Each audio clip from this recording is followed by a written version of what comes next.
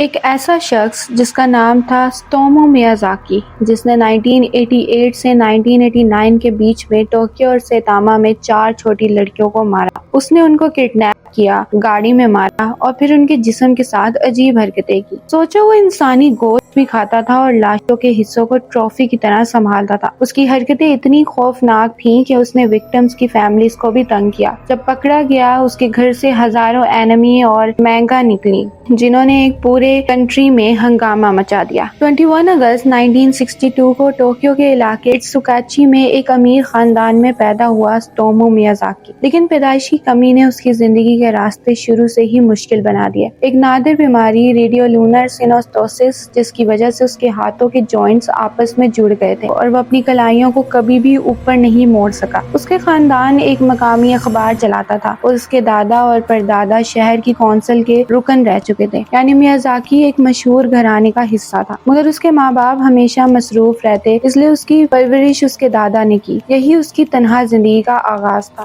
بچپن میں میازاکی کو اس کی پیدائشی کمی کی وجہ سے اسکول میں دوسرے بچے اکثر چڑھاتے اور تنہا چھوڑ دیتے تھے، اس لیے اس نے خود کو سب سے الگ رکھنا شروع کر دیا۔ جب وہ میدائی نکانو ہائی اسکول گیا، جو ایک مشہور اسکول تھا، میجی یونیورسٹی سے جڑا ہوا، تو شروع میں وہ اچھا اسٹوڈنٹ تھا، مگر کچھ وقت بعد اس کے نمبر بہت گرنے لگے۔ اس کا کلاس میں نمبر 56 میں سے 40 تھا، اس لیے اسے یونیورسٹی میں ڈائریکٹ ایڈمیشن نہیں ملا، جو نارملی اسکول کے اسٹوڈنٹس کو ملتا تھا۔ انگلش پڑھ کر ٹیچر بننے کا اس کا خواب ٹوٹ گیا اور پھر اس نے ایک لوکل جونیئر کالج جوائن کیا، جہاں اس نے فوٹوگرافی ٹیکنیشین بننے کی تعلیم حاصل کی۔ 1980 کے دوران میازاکی واپس اپنے ماں باپ کے گھر اسوکاچی چلا گیا، جہاں اس نے اپنی بڑی بہن کے ساتھ ایک روم شیئر کیا۔ اس کا خاندان شہر میں کافی اثر رکھتا تھا، لیکن میازاکی نے کبھی ان کا کام سنبھالنے کی خواہش نہیں کی۔ گرفتاری کے بعد اس نے کہا کہ اصل میں وہ صرف چاہتا تھا کہ کوئی اس کی بات دھیان سے سنے، اس کے دکھ، اس کے مسئلے سمجھے، لیکن اس کے ماں باپ صرف پیسوں اور چیزوں کی فکر میں رہتے تھے۔ اسے یقین تھا کہ اگر وہ کچھ کہتا بھی تو کوئی سنتا نہیں، سب نظر انداز کر دیتے۔ اسی دوران اس کے ذہن میں خودکشی کا خیال بھی آنے لگا۔ وہ کہتا تھا کہ صرف اس کے دادا ہی اس کے ساتھ تھے، باقی گھر والوں نے، خاص کر اس کی 2 چھوٹی بہنوں نے اسے قبول نہیں کیا۔ مئی 1988 میں میازاکی کے دادا کی ڈیتھ ہو گئی اور یہ غم اس کو اور زیادہ تنہا اور اداس کر گیا۔ دادا کی یاد کو کسی طرح اپنے ساتھ رکھنے کے لیے اس نے ان کی راکھ کا ایک حصہ کھا لیا۔ کچھ ہفتوں بعد میازاکی کی ایک بہن نے اسے اس وقت دیکھ لیا جب وہ اسے نہاتے ہوئے چھپ کر دیکھ رہا تھا۔ جب اس نے اسے ڈانٹ کر وہاں سے جانے کو کہا تو میازاکی نے اس پر حملہ کر دیا۔ جب اس کی ماں کو اس بات کا پتہ چلا اور اس نے کہا کہ وہ اپنا وقت ویڈیو ٹیپس کی بجائے کام میں لگائے، تو میازاکی نے اپنی ماں پر بھی حملہ کر دیا۔ اگست 1988 سے لے کر جون 1989 تک میازاکی نے 4 چھوٹی بچیوں کو، جو صرف 4 سے 7 سال کی عمر کی تھیں، قتل کر دیا۔ قتل سے پہلے یا بعد میں وہ ان کی لاشوں کے ساتھ جانوروں جیسے کام کرتا رہا۔ ایک معصوم بچی کا خون پی گیا اور اس کے ہاتھ کا ایک حصہ تک کھا گیا۔ ان واقعات نے پوری سیتاما پریفیکچر کو ہلا کر رکھ دیا، جہاں پہلے بچوں کے خلاف اس قدر درندانہ جرم کا تصور بھی مشکل تھا۔ میازاکی کے پکڑے جانے سے پہلے میڈیا نے انہیں لٹل گرل مرڈرز اور بعد میں Tokyo Saitama serial kidnapping murders of little girls کا نام دیا۔ 22 اگست 1988 میازاکی کے 26 برتھڈے کے اگلے دن صرف 4 سال کی میری کونو اپنے فرینڈ کے گھر کھیلتے ہوئے اچانک غائب ہو گئی۔ میازاکی نے اسے اپنی بلیک کار میں بٹھایا اور لے گیا۔ ایک جنگل سے بھری جگہ میں ایک پل کے نیچے کار پارک کی اور وہاں آدھا گھنٹہ میری کے ساتھ بیٹھا رہا۔ پھر اس نے میری کا قتل کیا اور اس کی لاش کے ساتھ زیادہ ڈراونا سلوک کیا۔ لاش کو اپنے گھر کے پاس پہاڑوں میں پھینک دیا، لیکن اس کے کپڑے اپنے ساتھ لے گیا۔ جب لاش سڑ گئی تو میازاکی واپس گیا، اس کے ہاتھ اور پاؤں کاٹ کر اپنی الماری میں چھپا لیے۔ باقی لاش کی ہڈیاں اس نے فرنس میں جلا دی، انہیں پیس کر پاؤڈر بنایا اور پھر ایک ڈبے میں وہ ہڈیاں، کچھ دانت، کپڑوں کی تصویریں اور ایک پوسٹ کارڈ کے ساتھ میری کے گھر والوں کو بھیج دیے۔ پوسٹ کارڈ پر لکھا تھا میری بونز کریمیٹڈ انویسٹیگیٹ اینڈ پروو۔ گرفتاری کے بعد میری کے ہاتھ اور پاؤں میازاکی کے کلوزٹ سے برآمد ہوئے۔ 3 اکتوبر 1988 کو میازاکی نے 7 سال کی مسامی یوشیزاوا کو اس وقت اغوا کیا جب وہ ایک دیہاتی راستے پر گاڑی چلا رہا تھا۔ اس نے مسامی کو لفٹ دینے کی آفر دی،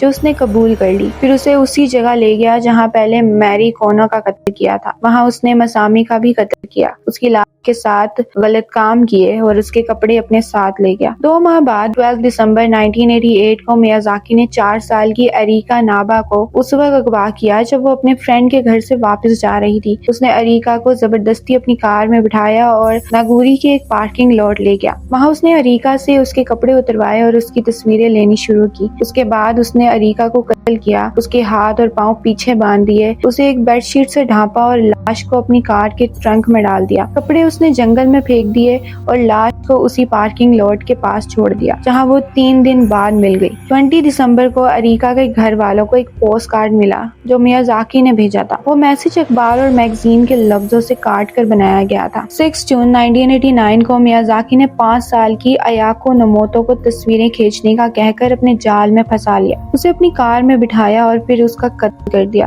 لاش کو ایک بیڈ شیٹ سے ڈھانپا اور اس کار کے ٹرنک میں ڈال دیا۔ بعد میں اس لاش کو اپنے اپارٹمنٹ لے گیا جہاں اگلے 2 دن اس نے لاش کے ساتھ انسانیت سے گرا ہوا سلوک کیا، اس کے فوٹوز اور ویڈیوز بناتا رہا۔ جب لاش سڑنے لگی تو میازاکی نے اسے ٹکڑوں میں کاٹ دیا، اس کا جسم ایک قبرستان میں پھینک دیا اور سر پاس کے پہاڑوں میں۔ ہاتھ اپنے پاس رکھ لیے، ان سے خون پیا اور کچھ حصہ خود بھی کھایا۔ جب اسے ڈر ہوا کہ پولیس ان باڈی پارٹس کو ڈھونڈ لے گی تو وہ 2 ہفتے بعد واپس قبرستان اور پہاڑوں میں گیا اور باقی لاش اپنے اپارٹمنٹ میں واپس لے آیا جہاں اس نے وہ پارٹس اپنی کلوزٹ میں چھپا دیے۔ 23 جولائی 1989 کو میازاکی ٹوکیو کے شہر ہاچیوجی کے ایک پارک میں 2 بہنوں کو کھیلتا دیکھتا ہے۔ اس نے چالاکی سے چھوٹی بہن کو بڑی سے الگ کر لیا، پھر اس نے اسے منا لیا کہ وہ کپڑے اتار کر تصویریں بنوائے، مگر اسی دوران ان کا باپ وہاں آ گیا جس نے میازاکی کو پکڑنے کی کوشش کی اور اس پر حملہ بھی کیا، لیکن وہ اسے روک نہیں سکا۔ میازاکی بھاگ گیا۔ کچھ دیر بعد جب وہ اپنی کار لینے واپس پارک آیا تو پولیس نے اسے گرفتار کر لیا۔ ان کے باپ کی کال پر ایکشن لیا گیا تھا۔